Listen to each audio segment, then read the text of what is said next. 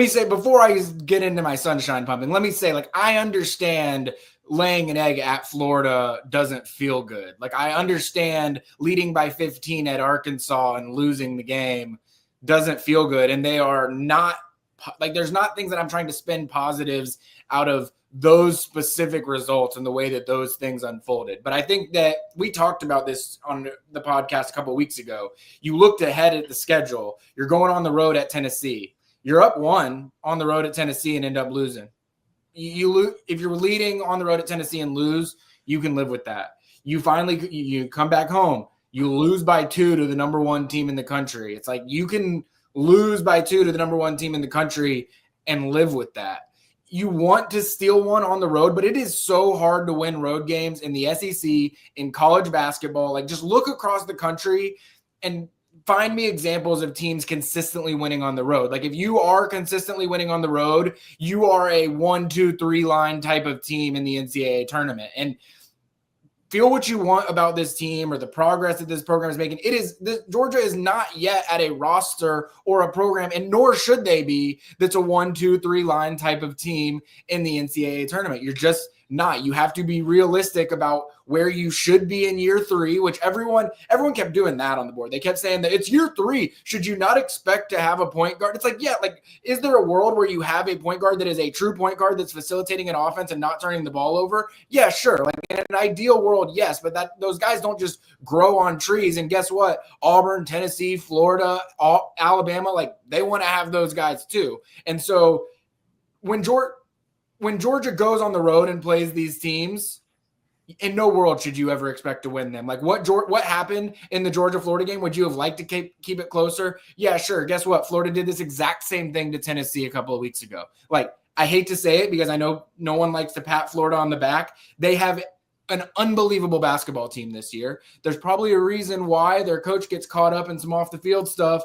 and they go to bat for him because they realize, like, this is a great basketball team that they have. Walter Clayton is probably my favorite player in the country to watch. You talk about a guard that can do it all, control an offense. Like, that's Walter Clayton. They've got bigs that can do it. I saw this stat and then someone corrected me that I might have been slightly off on this. So I'm going to throw it out again, and it might be slightly wrong as well. But there's not a single person in their rotation that has a wingspan under 6'7".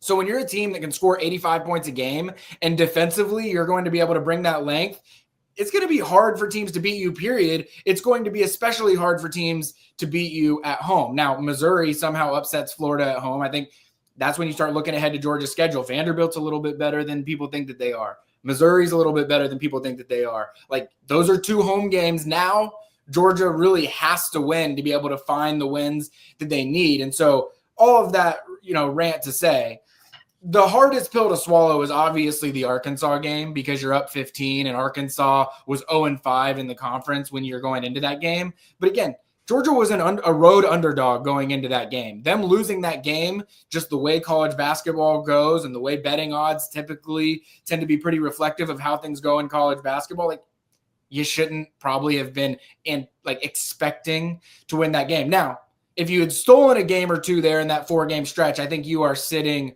pretty for the NCAA tournament. So what hurts is not the result of those games to me in terms of it hurting your resume. I mean, Georgia started out that stretch 28th in the net rankings. They're down to 34th. So they lost 4 straight games, and they dropped, but they barely dropped after losing 4 straight. So in terms of how they're viewed by the committee right now, almost not different whatsoever from when they started that 4-game skid.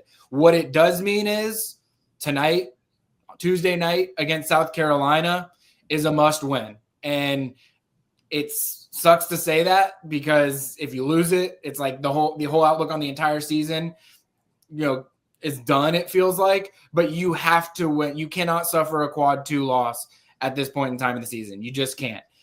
Missouri probably will end up being, even as a home game, will probably end up being a quad 1 game. So it doesn't hurt you a ton if you lose it. But Missouri, Mississippi State, Vanderbilt, like, these are the home games left, and they're not gimmies. And when you look at the road games, like, I'm just going to call it right now. You're going to get your ass beat against Alabama on Saturday. Cover your ears if you're a child that's listening to this. But it is, if you're not a child that's listening to this, like, open your ears and accept the reality. Like, you don't go to Tuscaloosa for a Saturday night game and find success. You just don't. It doesn't matter if you're Georgia. It doesn't matter if you're Kansas. It's a hard thing to do. Like, it's just the reality of the world. And so you have to sort of look ahead and say, all right, at Alabama, at Auburn, even coming back home against Florida, like, you're not feeling great about some of the look ahead games. So you got to circle the spots. Like, what's winnable? Where can you get to 20 wins? Because I think for Georgia, like, getting to a certain SEC number is important. But I think if you can find a way to get to 20 wins, I think you clinch your spot. You can probably clinch your spot with 19 and maybe a win or two in the SEC tournament. But we're definitely at the point in the season now where it's like, all right, Georgia's, 14-6, 14. So you're 14-6. There's not a ton of wins left out there. It feels like there should be more wins left out there, but that's just the nature of basketball in the SEC right now. But regardless of how it plays out, undeniably, there are improvement signs year over year from last year to this year. Are there still flaws that this team has? Yes. Like, would they like to turn the ball over less? Yes. Would they like to shoot at a higher clip from perimeter? Yes.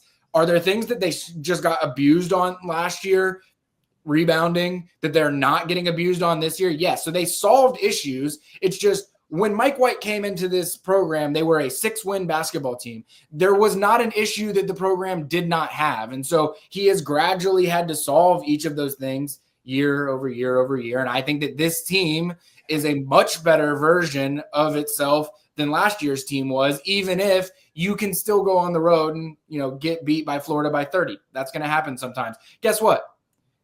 Georgia's eventually going to have a team that is a consistent tournament team, or I'd like to think that they're going to eventually have a team that's a consistent tournament team, and they're going to be in the upper echelon of the SEC. And there are still going to be years that they're going to go on the road and lose by 30 to other really good basketball teams. That's how it is in college basketball. I covered an Auburn Final Four team that the last game of their regular season, they went and lost by 30 to South Carolina when South Carolina wasn't good, and they turn around, win the SEC tournament, make a Final Four run. Like, sometimes that just happens. Playing college basketball on the road is really, really tough, and even the best teams suffer from that from time to time, especially when you don't shoot well from the perimeter, which Georgia just doesn't shoot well from the perimeter. And we talked about this, Jordan, at the beginning of the season. Like, the Achilles heel of this team is going to be guard play. It is going to be shooting the ball consistently. And they just haven't done that in these crunch time moments. And when you play teams like Florida and Auburn and Tennessee, it's going to be really, really hard to play well.